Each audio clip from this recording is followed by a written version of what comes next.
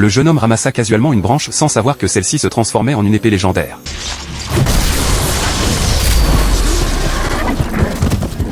C'était la fameuse épée démoniaque, capable de conférer l'immortalité. Yvan, aux anges en voyant l'épée dans sa main, la remit immédiatement au Seigneur des Ténèbres. Juste au moment où il attendait impatiemment d'être renvoyé dans le monde réel, le roi apparut soudain devant eux. Il s'avère que le Seigneur des Ténèbres ne voulait pas vraiment l'épée, mais la pierre de l'immortalité que détenait le roi. C'est pourquoi il proposa l'échange. Mais à sa grande surprise, la gemme que le roi lui donna fut une contrefaçon. La véritable pierre de l'immortalité était encore entre les mains de la reine sorcière. Alors que les deux camps se faisaient face, la fille grenouille lança une attaque surprise. Yvan saisit l'occasion de abattre 2 soldats, puis ramassa rapidement l'épée démoniaque qui avait tombé par terre. La situation changea en un instant. Juste au moment où la fille grenouille lui enjoignait de remettre l'épée au Seigneur des Ténèbres, il ignora son conseil et ouvrit un portail. Sans se soucier de la sécurité de ses amis, il retourna dans le monde réel. Bien que Yvan parvienne à s'installer dans une vie paisible, son cœur était rempli de culpabilité envers ses compagnons. Souvenant des moments heureux passés avec eux, il décida résolument de rentrer dans le monde de fantasy. Mais non seulement il échoua, mais son comportement bizarre le fit arrêter et emmener au commissariat de police. Par hasard, il y rencontra un accointance, le vieux sorcier, le même guide qu'il avait envoyé dans le monde de fantasy. Il s'avère qu'il n'était pas mort à l'époque.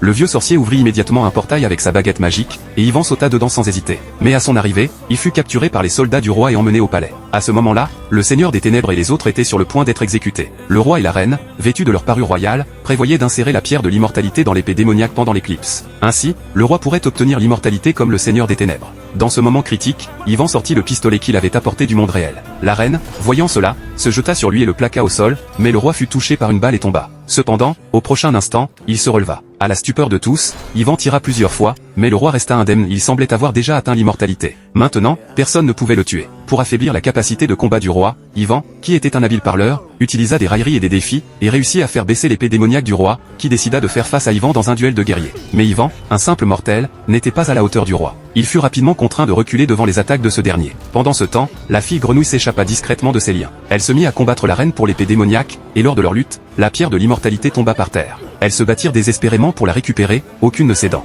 À ce moment-là, Yvan était complètement vaincu. Juste au moment où le roi allait l'exécuter, le Seigneur des Ténèbres se tint devant lui, tenant la gemme. Tous deux savaient très bien que cette gemme était liée à leur vie, si elle était détruite, ils deviendraient tous deux de la cendre. Mais le Seigneur des Ténèbres savait que le roi était un tyran. Pour ses amis, il était prêt à se sacrifier. Sous le regard médusé du roi, il brandit l'épée démoniaque et fracassa la pierre de l'immortalité d'un seul coup. Lorsque la gemme fut détruite, le roi se transforma instantanément en cendre et disparut dans l'air. En même temps, le Seigneur des Ténèbres devint aussi de la cendre, périssant avec le roi. Voyant que tout était perdu, la reine sauta directement par la fenêtre du palais et s'enfuit. Avec la disparition des forces du mal, toutes les personnes pétrifiées par la reine furent enfin réveillées, et la paix revint à nouveau sur le peuple.